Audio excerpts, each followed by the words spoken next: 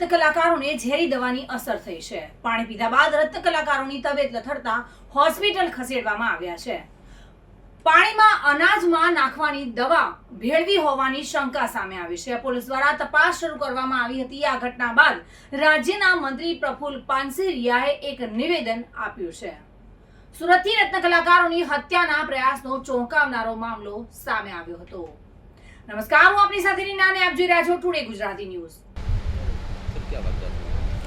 आज Kapodra police station के विस्तार में मिलेनियम कॉम्प्लेक्स में अनब जेम्स नाम की जो कंपनी है उसमें सुबह कुछ लोगों ने कंप्लेन किया पुलिस स्टेशन में कि ऐसा घटना हुई जिसमें एक पानी के टंकी में किसी असामाजिक तत्व ने सेल्फोस जो पॉइजनस सब्सटेंस होता है उसका पैकेट फाड़ के डाल दिया था।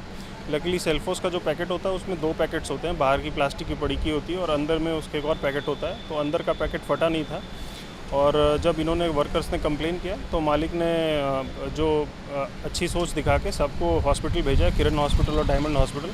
और अभी तो किसी की जान माल की हानि नहीं है और लेकिन ये काफ़ी सीरियस घटना है और इस पर हम तपास कर रहे हैं। फॉरेंसिक्स की टीम भी हमने बुलाई है। अभी सीसीटीवी फुटेज हम देख रहे हैं और जो भी जिसने भी किया हो उसके खिलाफ हम गुना दाखिल करके कड़क कार्रवाई करेंगे।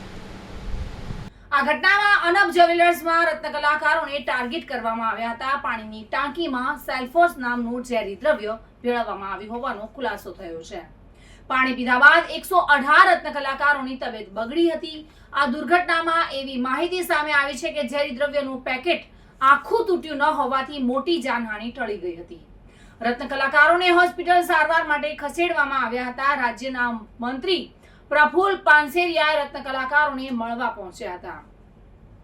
પ્રફુલ્લ પાનસેરિયાએ ઘટનાને રાક્ષસી કૃત્ય ગણાવ્યું હતું અને પ્રફુલ્લ પાનસેરિયાએ જણાવ્યું હતું કે ષડયંત્ર કરનારને છોડવામાં આવશે નહીં। પોલીસે સીસીટીવીના આધારે તપાસ હાથ ધરી હતી। ઘટનાની વિગતે તપાસ માટે એફએસએલની મદદ લેવામાં આવી હતી।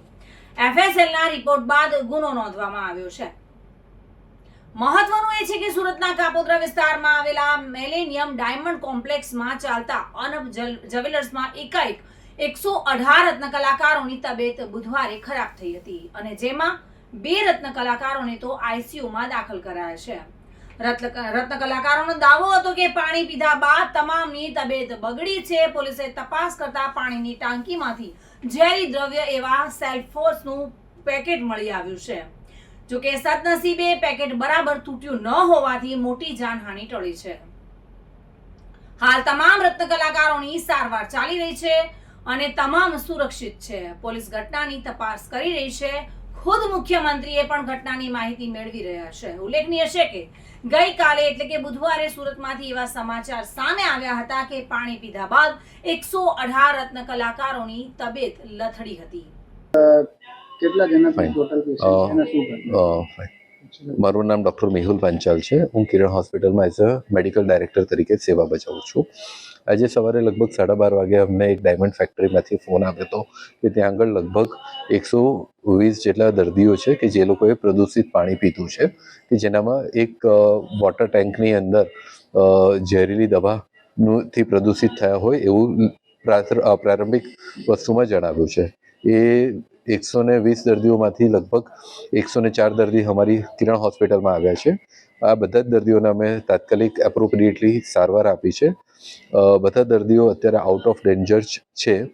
104 દર્દીમાંથી 102 દર્દી એ વોર્ડમાં એડમિટ છે અને 2 દર્દીઓ છે કે જેમના નામ છે રવિ કિરણ પ્રજાપતિ 30 યર મેલ અને જયદીપભાઈ બારિયા 22 યર્સ મેલ, જે લોકો આઈસીયુ હેડમાં સારવાર લે છે।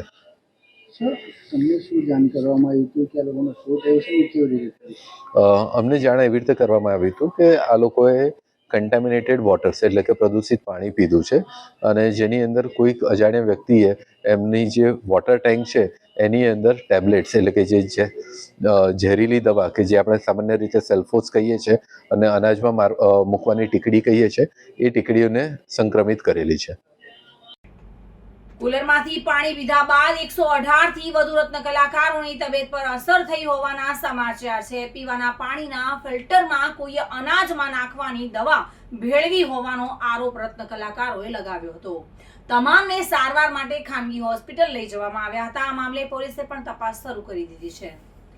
સુરતના કાપોદ્રા વિસ્તારમાં મિલેનિયમ બિલ્ડિંગમાં આવેલી ઓફ જેમ્સ નામની કંપનીમાં આ ઘટના બની હતી, જ્યાં પાણી પીધા બાદ 50 થી વધુ રત્ન કલાકારોની તબિયત લથડી હતી. કુલરનું પાણી દૂષિત હોવાને કારણે રત્ન કલાકારોમાં ભયનો માહોલ જોવા મળ્યો હતો. જોકે કુલરમાં સેલ્ફોસ નામની વસ્તુ નાખેલી હોવાનું જોવા મળ્યું છે. કેટલાક રત્ન કલાકારો તો સ્વયં રિપોર્ટ કરાવવા માટે હોસ્પિટલ પહોંચ્યા હતા. જોકે સૂત્રોના જણાવ્યા મુજબ પાણી પીધા બાદ રત્ન કલાકારોની હાલત બગડી હતી અને ત્યારબાદ બધાને સારવાર માટે ખસેડવામાં આવ્યા હતા. પીવાના પાણીમાં અનાજમાં નાખવાની દવા ભેળવી હોવાની શંકા વ્યક્ત કરવામાં આવી રહી છે. સમગ્ર મામલે પોલીસે તપાસ હાથ ધરી છે. નમસ્કાર.